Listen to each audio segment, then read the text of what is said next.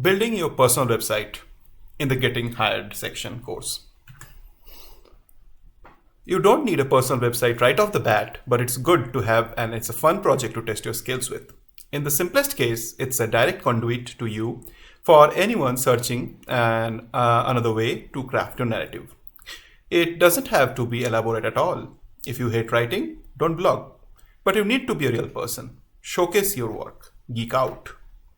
For this project, it's best for you to identify the personal websites of several people you admire and see what you think they have done right. In general, it's best to keep your site simple, clean, and to the point rather than bloated and full of "look what I can do" features. Let your portfolio of work speak for itself. Why every job seeker should have a personal website. This is a Forbes article. Documentation. Don't underestimate the importance of high quality documentation on your projects. As a professional developer, writing good documentation is a must. As a job seeker, it's a hidden opportunity to shine. Your project should include a useful README and at least one screenshot. Include a section about why you built the project and another section with instructions to run the project locally. Remember to write some documentation for both technical and non-technical audience. A potential employer should be able to follow your documentation regardless of their technical background. A beginner's guide to writing documentation. This article on writethedocs.org. So you can go through this article. Show designs. A list of portfolios of professional developers. Students should analyze these sites to understand what should be on their portfolios and how it should be presented. Links for designs. So here we have a list of illustrious developers and some very nicely done websites. So you can go through a few of them. Stratis Bacchus.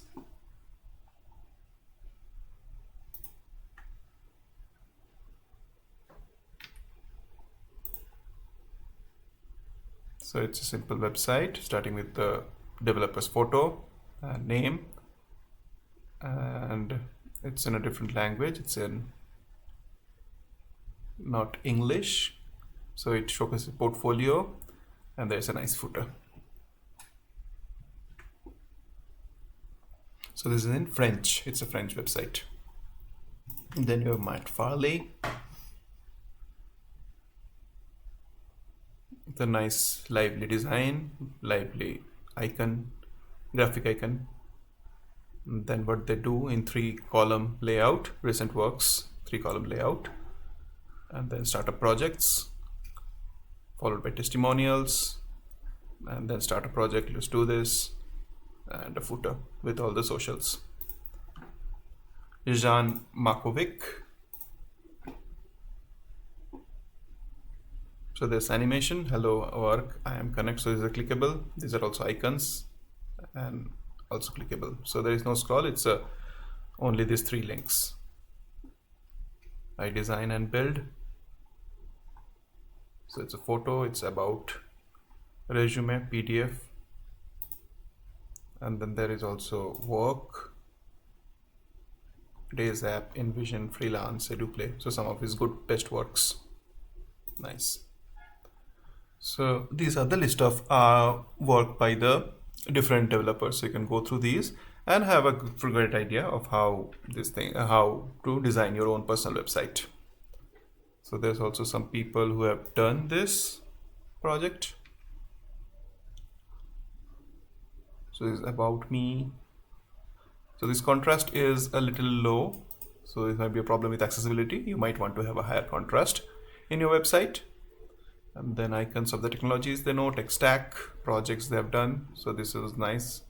I think, yeah, it animates. So these are the Odin projects that she has done, her own version. And it goes through a nice wheel. What I do when I don't code. So some of her hobbies, and then contact and social links. A nicely done website. Then we have this. So there's a nice animation to start with. Pique Pedro Clepa. There's graphic design. There's animation on hover. The buttons are reacting to hover. Front end, back end, and miscellaneous. 3-column layout. classic 3-column layout, and socials in the footer. So these are some nice designs that you can look into and draw inspiration from. But remember to build your own unique website which will stand out to a potential employer.